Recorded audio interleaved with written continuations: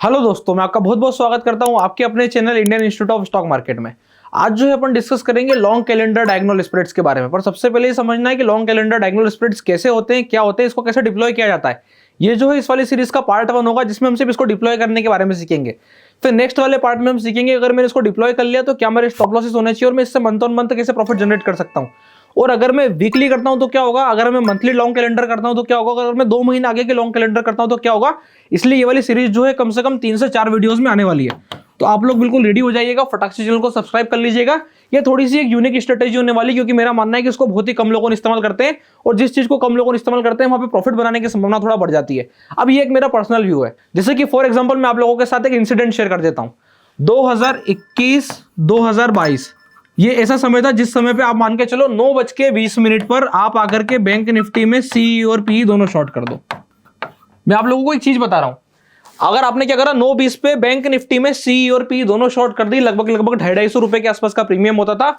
यानी कि 250 रुपए की सी हो गई आपकी और 250 रुपए की पी हो गई। अगर इन दोनों को आपने शॉर्ट किया, मार्केट दिन भर में जो बैंक निफ्टी का मूव होता था वो 300 पॉइंट ऊपर में हो जाता था या 300 पॉइंट नीचे में हो जाता था। और प्राइस जो है बीच में ऐसी फ्लक्चुएट होती थी कि इजीली आप जो है 250 पॉइंट पर वेट करके प्रॉफिट जनरेट कर लेते थे। अब ऐसे में क्या कंडीशन होती थी कि उस वक्त के प्रीमियम जो थे वो इस हिसाब से डिफाइंड थे और इस हिसाब से उनमें आईवी क्रैश होता था। एक ऑप्शन अगर 250 रुपए से 300 रुपए पहुंच रहा है तो दूसरा वाला 250 से जो है गिर करके 190 पहुंचेगा और आपको ऑटोमेटिकली 10 रुपए का प्रॉफिट दिखने लगेगा। इस हिसाब से जो है ये वाली स्ट्रेटेजी बनती थी। पर अब क्या हो गया, जब एक के बाद एक 9:20 पर सबने शॉर्ट करना शुरू कर दिया, एल्गो बना के कि इतना आसान हो गया कि बस एल्गो बनाओ, एल्गो को ऑर्डर दे दो कि 9:20 पे कॉल और पुट दोनों बेचना, प्राइस को ऐसे मैनेज करना, एक स्टॉप लॉस लगा देना 30% का, 40% का स्टॉप लॉस लगा देना, 20% का स्टॉप लॉस लगा देना। दोनों के लेग स्ट्राइक नहीं हो रहे हैं। अब ऐसे में क्या कंडीशन हो रही है कि प्राइस आराम से होल्ड कर रही है, होल्ड करते करते प्लस आने लगा। भाई सबने आके हल्ला मचा दिया कि 9:20 पे काम होता है, 9:20 पे ऐसा होता है, 3 बजे एग्जिट कर दो, 3:15 पे एग्जिट कर दो। सिचुएशन क्या बनी, अब जाके ट्राई कर लो। अगर एक दिन भी चल जाए तो मुझे बता देना कि देखो आज के दिन जो है शेड्यूल चला था। सिचुएशन ऐसी बन चुकी है कि अब प्राइस के चलती सीधा 9:20 पे हमको ऐसा कैंडल दिखाई देता है, या तो ऊपर की तरफ या नीचे की तरफ, इसको ग्रीन समझ लो या रेड। 9:20 पर ट्रेड डलते साथ ही आपको जो है स्पाइक मिलेगी और ट्रेड डलते साथ ही आपका स्टॉप लॉस कट जाएगा। ये सिचुएशन आ चुकी है, इसलिए ये चीज का ध्यान रखना है। अब ये वाली स्ट्रेटेजी में क्या है, इस वाली स्ट्रेटेजी में क्यों प्रॉफिटेबिलिटी आ जाएगी, क्योंकि उसका एक कारण है, हम यहां पर पोजिशनल है। अपन जो है यहां पर पोजिशनली वर्किंग करने वाले हैं। ये क्या है, ये इंट्राडे स्ट्रेटेजी। अब इंट्राडे स्ट्रेटेजी में क्या होता है, एक लिमिट होती है, सबका एक ही प्राइस होता है, सबका एक ही समय होता है। यहां पर क्या है, अपना व्यू है, आपका व्यू है, मेरा व्यू है, दोनों का सेम व्यू है, हो सकता है दोनों की स्ट्राइक प्राइस अलग अलग हो जाए।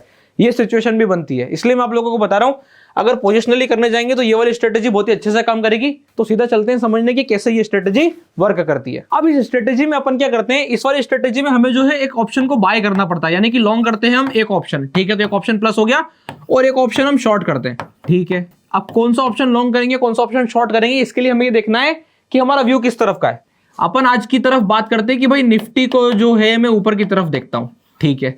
अगर इस वाले सिनेरियो से हम ट्रेड करने जाते हैं तो मुझे क्या करना है, जब जब निफ्टी नीचे में करेक्ट होती है तो जो लोग बाय ऑन डिप फॉलो करते हैं, ये वाली स्ट्रेटेजी उनके लिए बहुत फायदेमंद है।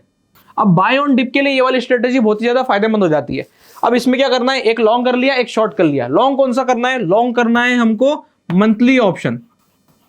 जैसे कि फॉर एग्जांपल इस वक्त के हिसाब से अगर मुझे कोई बाय करना है तो अप्रैल जो है वो वीकली में कन्वर्ट हो चुका है। भाई एक बनेगा 18 अप्रैल, एक बनेगा 25 अप्रैल, नहीं लेना है। फिर कौन सा जाके लेना है, बोले मुझे सीधा जाके लेना है मई का मंथली ऑप्शन। अब मई का मंथली ऑप्शन भी कौन सा लेना है वो भी अपन चर्चा करेंगे, पर जो लॉन्ग होगा वो होगा मई का। यानी कि अगर आप समझ लो, अगर आप अप्रैल की 10 तारीख के बाद आ चुके हो तो सीधे जाकर के आप मई खरीदो, आप ऐसा समझ लो। अगर आप मई की 10 तारीख के आसपास आ चुके हो, आप जाके सीधा जून की मंथली एक्सपायरी खरीदो। मतलब कि जो मेरा लॉन्ग होगा वो होगा जून या फिर मई। कौन से तारीख के बाद, 10 तारीख के बाद। अप्रैल की 10 तारीख के बाद सीधा मई की एंट्री हो रही है और मई में भी कौन सा, मंथली ऑप्शन, ठीक है। अब अगर मैं ये बात करता हूं कि मेरे पास 18 तारीख की एक्सपायरी बची है, 25 तारीख की एक्सपायरी बची है, किसमें, अप्रैल में, और उसके बाद मई में भी कम से कम मेरे पास 3 एक्सपायरी और बचेगी।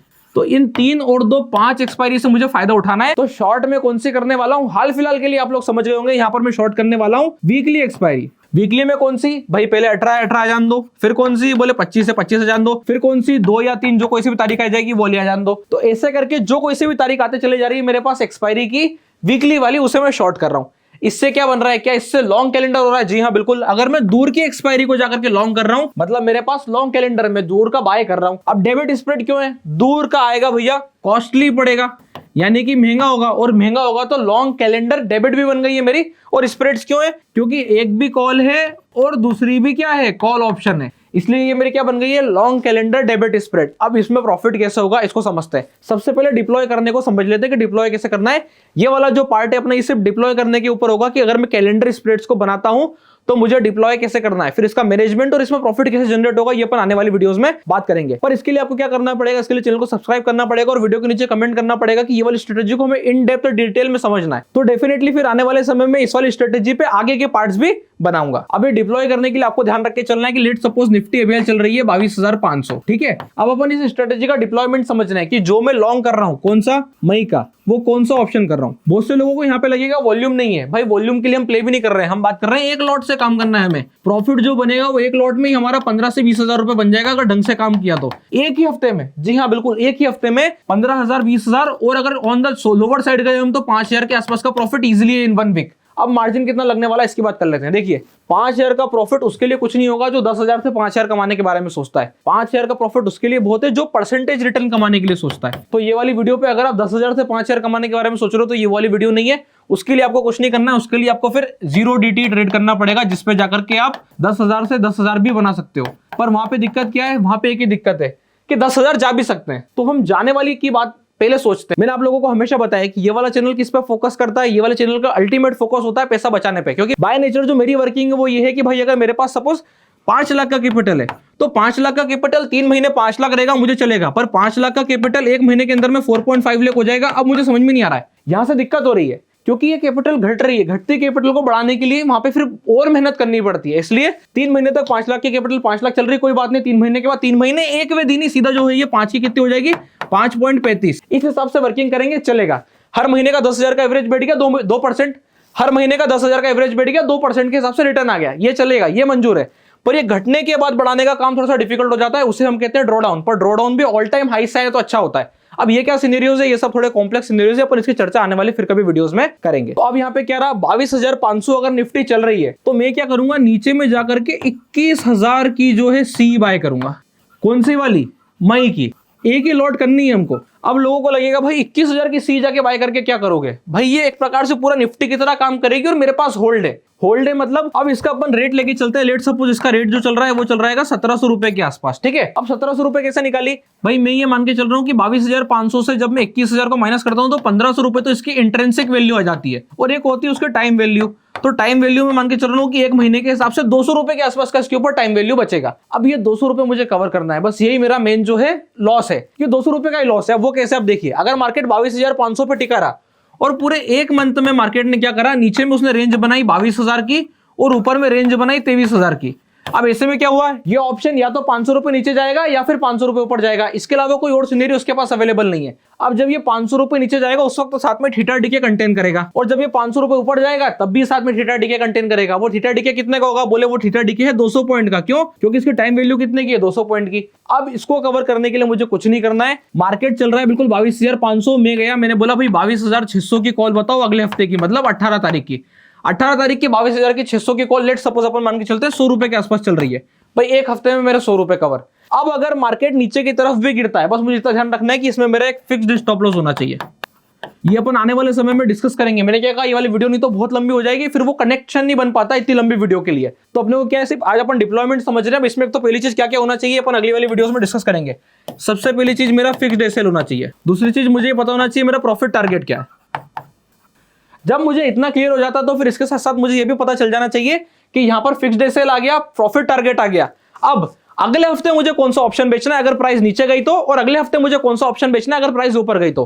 प्राइस ऊपर गई मतलब भाई 22,500 पर मैंने ये इंप्लीमेंट किया, 22,600 की मैंने लगभग 100 रुपए के आसपास सेल करी और 1,700 रुपए के आसपास इसको बाय किया था। अब अगर प्राइस बहुत तेजी से ऊपर भाग गई और ऊपर भाग के सपोज पहुंच गई 22,800, तो अब क्या कंडीशन बनेगी, अगर प्राइस नीचे में 22,400 पहुंच गई अब क्या कंडीशन बनेगी, और मार्केट हिला ही नहीं। मार्केट हिला ही नहीं मतलब भाई पूरे हफ्ते में मार्केट पहले गया नीचे, फिर घूम के आगे ऊपर और 550 पे या फिर 600 पे ही एक्सपायरी कर दी। अब तो मजा आ गया।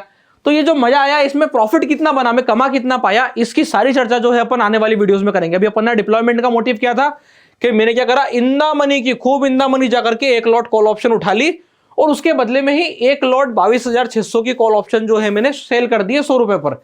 मेरा मोटिव क्या है, जो इसके ऊपर 200 रुपए का प्रीमियम है पहले मुझे उससे कवर करना है। अब जितने लोगों को थोड़ा सा शार्प सोचते हैं उनको ये समझ में आ गया होगा कि 18 तारीख है, 25 तारीख है, आगे में 2-3 तारीख फिर से है, तो ऐसे में क्या होगा कि जो वो एक्सपायरीज में अगर मैं यहाँ 100 रुपए लिए, यहाँ 100 रुपए लिए, मेरा प्रीमियम कवर। अब अगर आगे में कोई 100 रुपए इकट्ठे कर रहा हूं तो सब मेरा प्रॉफिट है, अनलेस एंड अनटिल निफ्टी गिरती नहीं है। तो इसके ऊपर बहुत डिटेल में अपन डिस्कशन करेंगे। आई होप आप लोगों को समझ में आया होगा कि यहाँ पर जो है कैसे डिप्लॉय करी जाती है लॉन्ग कैलेंडर। अब ये जो है बहुत ही गजब की स्ट्रेटेजी होती है, क्योंकि इसमें क्या होता है कंटिन्यूअसली आपको सोचना पड़ता होता है कि प्राइस जो है अब ऊपर की तरफ जा रही है तो कॉल में शिफ्ट करता हूं, अब प्राइस नीचे की तरफ आ रही है मैं कॉल को नीचे की तरफ मारता हूं। सिचुएशन ऐसी बनेगी कि बीच में 2 दिन के लिए 22,600 को काट करके नीचे में बैठोगे 22,200 पे, और फिर सिचुएशन ऐसी बनेगी कि आप जो है 22,600 को काट के बैठोगे 22,800 पे। इसे हम कहते हैं इंट्राडे एडजस्टमेंट्स। तो जैसे हम इंट्राडे में बाकी चीजों को मैनेज कर रहे हैं, क्यों ना पोजिशनल को इंट्राडे मैनेज करें और रात भर में जो है उसको पोजिशनल छोड़ के जाएं। तो ऐसी बहुत सारी सिनेरियोज में अपन इसके ऊपर वर्किंग करने वाले हैं। अगर आप लोगों को ये वीडियो पसंद आ रही है और ये वाली स्पेसिफिक सीरीज पसंद आ रही है, सिर्फ एक स्ट्रेटेजी की, हर एक स्ट्रेटेजी का detailed analysis, detailed deployment, detailed back test, अगर आप ये सब जानना चाह रहे हैं तो फटाक से वीडियो पे के नीचे कमेंट कर दीजिएगा कि हाँ हमें एक स्पेसिफिक स्ट्रेटेजी का इसी प्रकार से एनालिसिस, सिनेरियो, वर्किंग बिहेवियर चाहिए, तो अपन वो सारी चीजें प्रॉपर तरीके से डिस्कस करेंगे। उसके लिए आपको कुछ नहीं करना है, वीडियो को नीचे कमेंट करना है, वीडियो को लाइक करना है, चैनल को सब्सक्राइब करना है और इसी प्रकार के और शानदार लर्निंग कंटेंट के लिए हमारे साथ जुड़े रहना है। अगर आपने अभी तक अपना डीमैट अकाउंट नहीं खुलवाया है तो डिस्क्रिप्शन के नीचे लिंक मिल जाएगा, आप जाके अपना डीमैट अकाउंट भी ओपन करा सकते हैं। तब तक के लिए बहुत बहुत धन्यवाद।